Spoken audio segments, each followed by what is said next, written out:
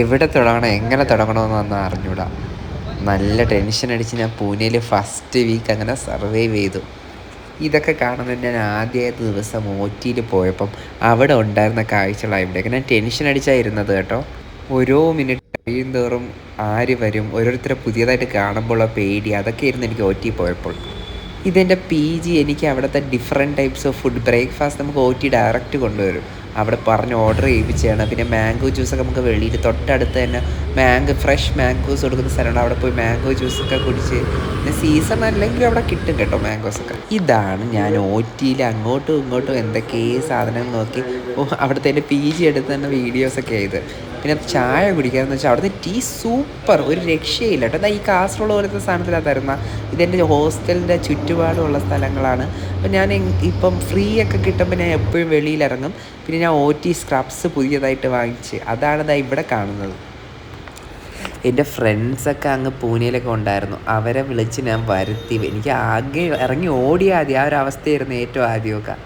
പിന്നെ തൊട്ട് ഓരോ പുതിയ അവിടുത്തെ ഫ്രണ്ട്സിനെയൊക്കെ കിട്ടാൻ തുടങ്ങി. നമ്മൾ കറങ്ങാൻ തുടങ്ങി. ഇത് MG റോഡ് ഭാഗമാണ് പൂനെ സിറ്റിയുടെ അവിടെ. അവിടെ കുറേ ഫേമസ് ആയിട്ടുള്ള കടകളൊക്കെ ഉണ്ട് കേട്ടോ.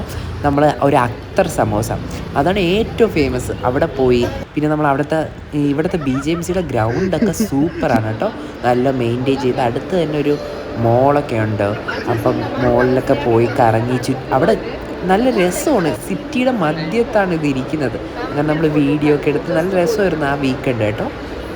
പിന്നെ പുതിയ ഫ്രണ്ട്സൊക്കെ ഉണ്ടാക്കി. അപ്പം നൈറ്റൊക്കെ അവരോടൊക്കെ വെളിയിലൊക്കെ പോവും.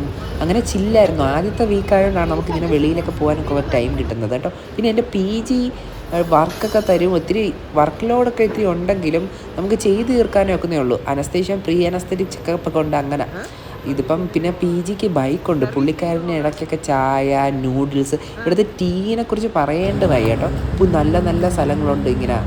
ഇവിടെ സൂപ്പർ സാധനങ്ങൾ കിട്ടുന്നുണ്ട്. ചായയുടെ ഇപ്പം കാണുന്നുണ്ട് ബ്രെഡ് ടോസ്റ്റ് കണക്ക് കിട്ടും ഇങ്ങനെ നീട്ടി. പിന്നെ നമുക്ക് നൂഡിൽസൊക്കെ കിട്ടും. അങ്ങനെ എല്ലാം ലൈക്ക് ടേസ്റ്റിയാണ്.